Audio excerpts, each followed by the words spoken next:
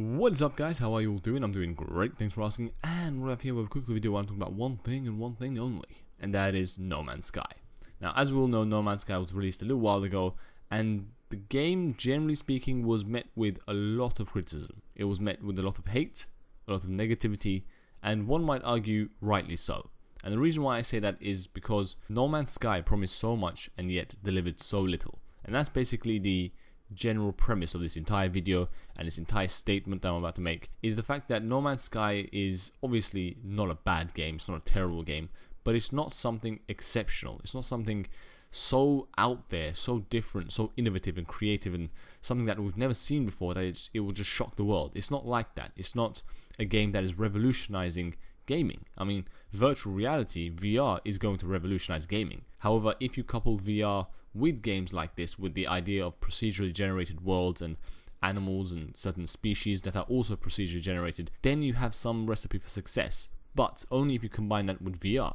As it stands right now, that's not really viable, that's not really accessible to the masses.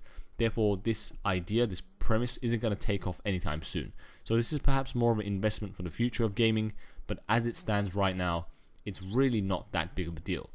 Personally, I think No Man's Sky promised way too much. And maybe part of the problem was the fact that the people involved, the fans, the community, the people that were anticipating the game, put forward so much hype that they created this unrealistic view of the game, this unrealistic expectation of the game. Something that the developers could not provide, or something that the game could not achieve given the current technology. But again, like I said, combined with VR in the future, that will be fantastic. But as it stands right now, it's just not that big of a deal. Now, one of the big aspects of this game, which I just mentioned, is the procedurally generated environment. Now, this game, No Man's Sky, has special algorithms and programming and coding which allows certain things to be created completely randomly. So your experience of the game is going to be absolutely different from my experience of the game. No two experiences, no two environments, no two situations are going to be the same. They're going to be totally different, they're going to be totally unique, and technically, theoretically, the possibilities are endless. But these concepts only apply to the world. It does not apply to the gameplay mechanics. Because, like I said, the planets, the solar systems, the galaxies, the environments, the species that you find in these environments can change because they will be procedurally generated. However, the gameplay mechanics are stable. They are continuous. They will not change. So you will go to a certain place, you want to create a certain object or craft a certain item, you will require certain resources. You have to go find those resources using certain equipment to gather and mine those things. And that concept is something that we have seen time and time again. I mean, even just the idea of procedurally generated world has been done before. For example, just off the top of my head, the game Stranded Deep, where you're basically stranded on a desert island and you have to go from one island to the next, gathering resources and materials to survive.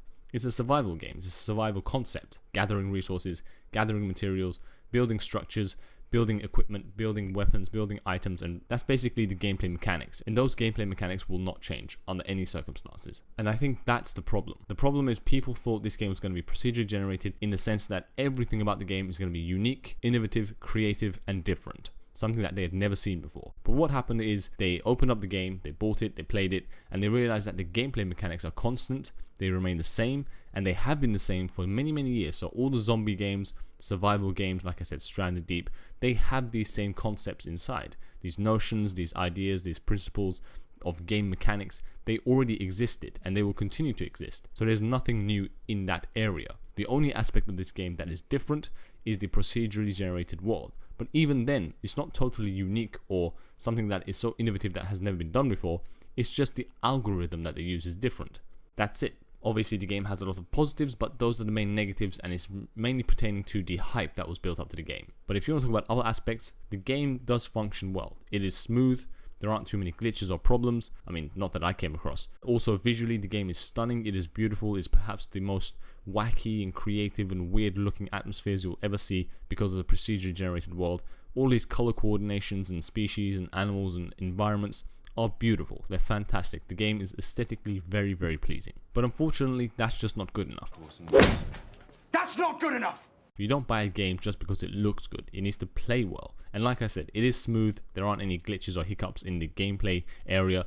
but what it promised was that it was going to be very, very different, and yet it was very mediocre when it came out. I think personally that was the biggest problem. The fact that people had unrealistic expectations of the game, and the game itself had unrealistic expectations as well. However, that's just what I think. Let me know what you think in the comment section below. Let me know if you bought the game, if you played it, or if you haven't bought it, if you are going to buy it, and what you think about this entire situation, and the reason why the game was reviewed so negatively. But anyways, that's pretty much it. Thank you all for listening and tuning in, and I hopefully will see you in the next video.